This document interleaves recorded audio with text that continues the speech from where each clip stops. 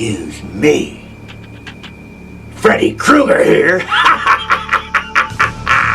a.k.a. Robert England. You're watching Where It Was Made.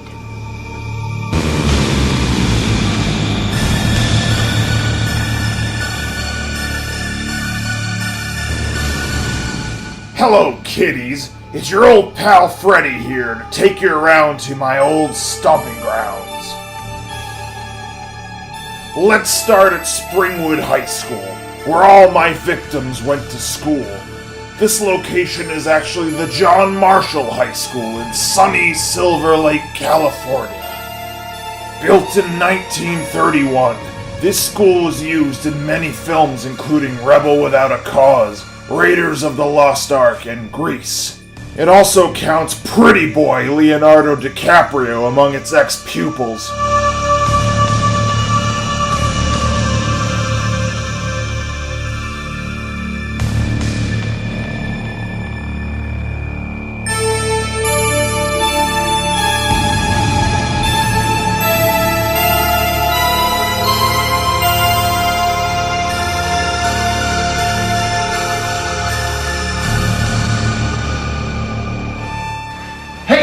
Where's your pass? Screw your pass.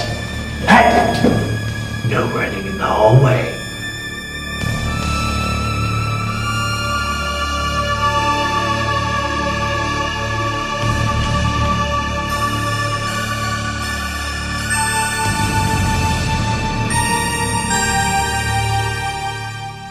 John Marshall High School is not where we find my boiler room. For that, let's hand it over to my beloved Nancy. There's a lot of aspects to the boiler room, but in the scene where I'm running from Freddy, we shot that scene at the Lincoln Heights Jail, which is a very popular location for Wes Craven horror movies. And I know that they've shot scenes from Shocker in there and other Wes Craven films. So that setup was finding a place that had lots of pipes and lots of things that looked steamy and dangerous. That was a very scary place because it had held prisoners for many, many years and then been closed down because it was actually kind of an inhumane place for the prisoners. The Lincoln Heights Jail has sat abandoned for years and is supposedly one of the most haunted buildings in Los Angeles. The building was condemned shortly after production wrapped due to asbestos levels. Sounds like my kind of place. The prison once held infamous mobster Al Capone. Come to Freddy.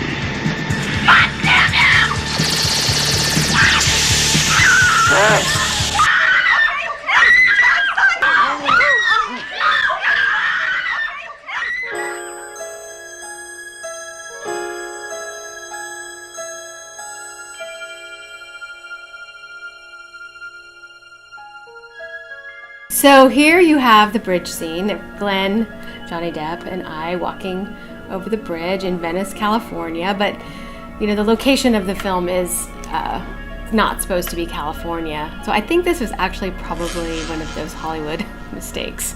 I do not think they did that on purpose. For that scene, it would have been very complicated to set up the close-up on that. So we did that on the soundstage on Cahuenga, and we set it up on the rooftop. They put some vegetation behind us, I think, and set the camera up. But you see us against the blue sky because we're basically standing on a roof in Hollywood. Here we see the home of my first dream victim, Tina Gray. Now we're getting to the good stuff. Ha ha ha ha.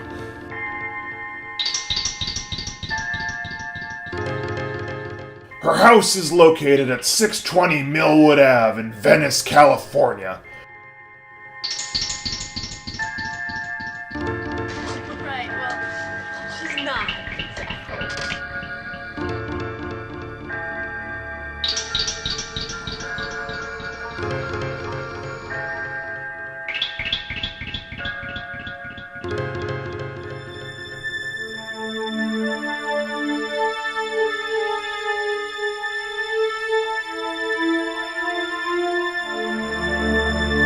Right behind the house is the alleyway where I hunt Tina down. Good memories.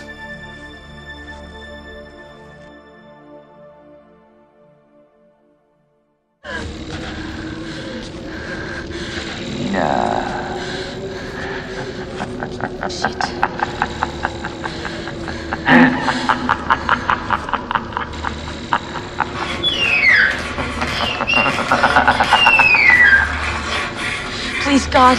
This is God.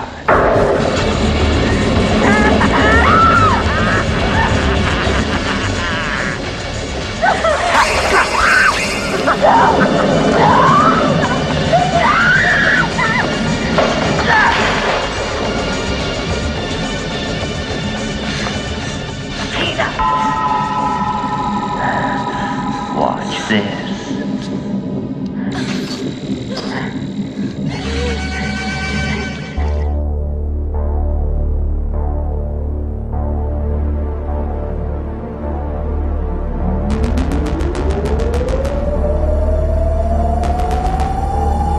Speaking of dead teenagers, let's go to the Springwood Police Department, where I take out that punk Rod Lane.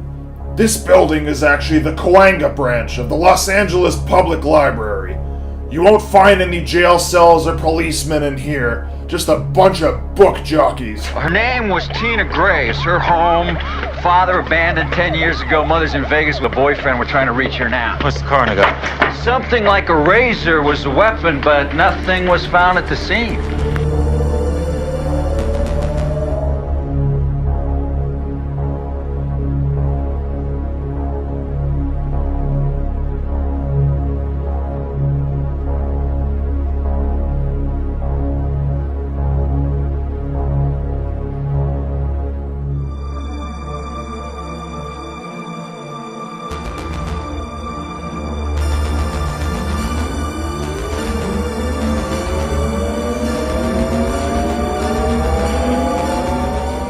Here we see the window where Nancy gets to watch, as I hang Rod with his bed sheets. Sweet dreams, kid.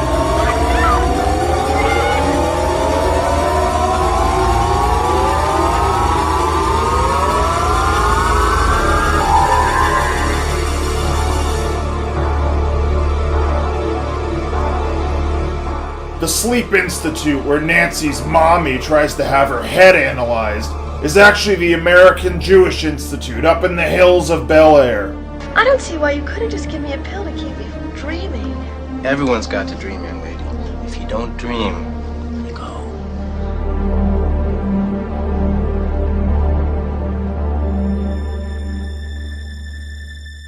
It's here where Nancy discovers that she can pull me out of her dreams and try to kill me.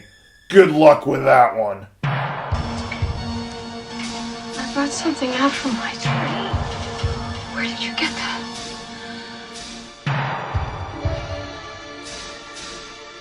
Here's where I liquidate Nancy's boyfriend, Glenn. This is on Genesee Ave in West Hollywood, just off the famous Sunset Boulevard. Looking out to see Johnny Depp's house, Glenn's house, was a magical a thing. It's so rare in film to have something that you can really focus on that's real.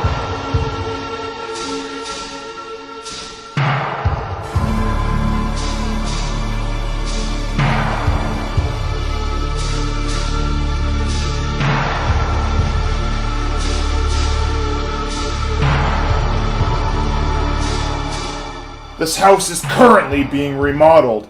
They're probably still trying to get the bloodstains out of the walls. Ha ha ha ha ha!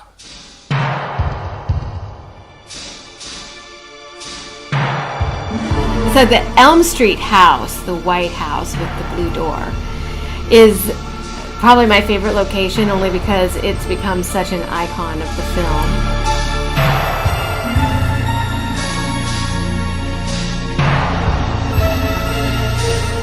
We shot a lot of work there, but it interplayed with work on the set, so to me it's kind of this one seamless place. But for sure the bedroom was my favorite place to sit when we were shooting, because Greg Fonseca, who was our art director, he had decorated my room so beautifully for a girl my age in the film, who was 15, 16 years old. Ah, yes, home sweet home. My house looks just like how I left it. At least on the outside. The inside of the house has been completely redone, and just sold for over $2 million. Hope they were warned about the former inhabitants.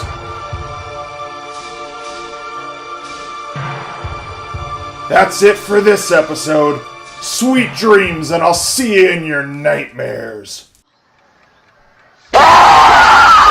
Ah! Oh.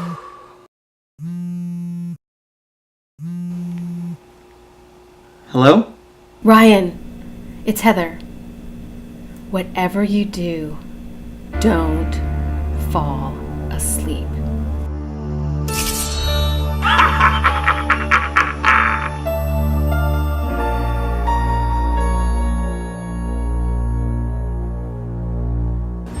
You're watching Where It Was Made, where I'll get laid.